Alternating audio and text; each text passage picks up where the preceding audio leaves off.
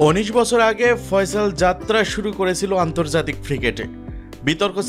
বিতর্ক ছাপিয়ে তিনি বনে গেছেন বাংলাদেশের একজন জীবন্ত কিংবদন্তি। পোস্টার বয় খ্যাত এই সাকিবের নামেই বাংলাদেশকে চেনে বিশ্ববাসী।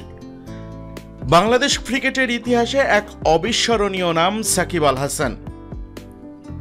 2006 সালের 6 আগস্ট জিম্বাবুয়ের বিপক্ষে ওয়ানডে ম্যাচ দিয়ে আন্তর্জাতিক ক্রিকেটের যাত্রা শুরু করেন সাকিব আল হাসান। দেখতে দেখতে পেরিয়ে গেছে 19টি বছর। আর এই দীর্ঘ সময়ে কত শত অর্জন, বিশ্বসেরা অলরাউন্ডার হিসেবে দেখিয়েছেন দাপট। শুরুটা ছিল স্বপ্নময়। অভিষেকের পর থেকেই সাকিব তার প্রতিভার ঝলক দেখাতে শুরু করেন। শুরু থেকেই ব্যাট বলে দায়িত্বশীল পারফরম্যান্স তাকে করে তোলে দলের অবিচ্ছেদ্য অংশ। খুব অল্প সময়েই প্রমাণ করেন তিনি একজন জাত অলরাউন্ডার।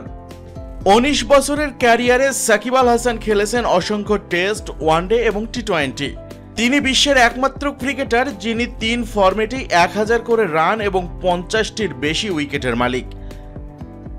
টেস্টে 5000-এর বেশি রান এবং 200+ উইকেট, ওয়ানডেতে 7000-এর বেশি রান ও 300-র বেশি উইকেট, টি-20-তে 2000+ রান এবং 140+ উইকেট। এছাড়াও তিনি খেলেছেন আইপিএল সহ বিশ্বের নামি দামি বড় বড় সব ফ্র্যাঞ্চাইজি টুর্নামেন্টগুলোতেও। সাকিব একাধিকবার বাংলাদেশের অধিনায়ক হিসাবেও দায়িত্ব পালন করেছেন। মাঠে তার বিচক্ষণ সিদ্ধান্ত এবং সাহসী নেতৃত্ব বাংলাদেশকে দিয়েছে অনেক স্মরণীয় জয়। মাঠে তার উপস্থিতি দলে এক অন্যরকম আবহ সৃষ্টি করে। পুরো ক্যারিয়ার জুড়ে সাকিব আল হাসানকে পেরোতে হয়েছে বহু চ্যালেঞ্জ, ইনজুরি, আইসিসি নিষেধাজ্ঞা ও সমালোচনা। তবে প্রতিবারই তিনি ফিরে এসেছেন আরও শক্তিশালী হয়ে। প্রতাপের সাথে প্রতিবার হয়েছে তার প্রত্যাবর্তন। বর্তমানে সাকিব আল হাসান আছেন ক্যারিয়ারের শেষ অধ্যায়ে। যদিও বয়স 38 ছুঁই ছুঁই, তবুও মাঠে তার অবদান এখনো মূল্যবান।